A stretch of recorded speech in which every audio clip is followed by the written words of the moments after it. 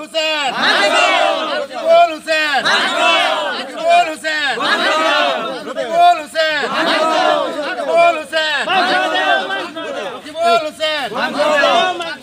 ৰকিবুল হুছেইন মাংস দিয়ক, ৰকিবুল হুছেইন মাংস দিয়ক এনেদৰে হাতত কাঁহি লৈ প্ৰতিবাদ সাব্যস্ত কৰিলে চামগুৰিৰ লাটনি চাপৰিৰ লোকসকলে।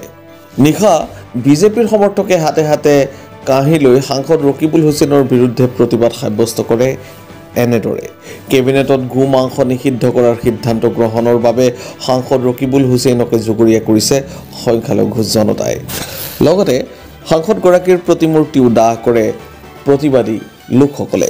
চাওক, আজি আমাৰ মাইনৰিটি ফালৰ পৰা প্ৰায় 24টা বছৰ এওঁক আমি ভোট দি ML মন্ত্ৰী বনাইছোঁ।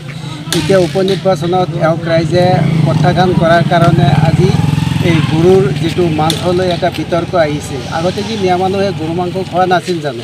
তেতিয়া ভাল আছিলে মিয়া মানুহ। তেতিয়া তাক ভোট দিছে, ভোট দিয়াৰ কাৰণে তেতিয়া মিয়া মানুহ খুবেই ভাল, মাইনৰিটি মানুহ খুবেই ভাল। এতিয়া ভোট নিদিয়াৰ কাৰণে আজি মাইনৰিটিৰ ওপৰত আজি এই গৰুৰ বিতৰ্ক লৈ আহিছে। আৰু মাইনৰিটি মানুহে কি গৰু নাখালে নহ'ব নেকি? এইটো কিবা হাদিছ কোৰাণত লিখা আছে নেকি যে গৰু খোৱাটো খাবই লাগিব, নাখালেও নহ'ব? কিন্তু আজি এওঁৰ সুযোগ পাইহে আমাৰ মুখ্যমন্ত্ৰীজনে ঠিকেই কৈছে।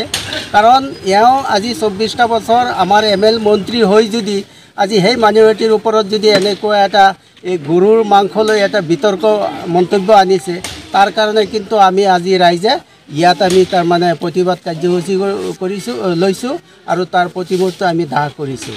সেইটো কাৰণে যাতে এওঁ আগন্তুক দিনক যাতে আমাৰ চামগুৰি সমষ্টিত সোমাব নোৱাৰে, তাৰ কাৰণে আজি আমি ইয়াত প্ৰতিজ্ঞাবদ্ধ হৈছোঁ।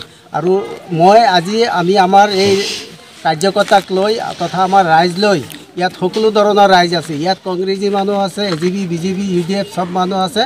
আমি চব মানুহে আজি এইটোৱেই প্ৰতিবাদ কৰিছোঁ, ৰকিবুল হুছেইন গো বেক,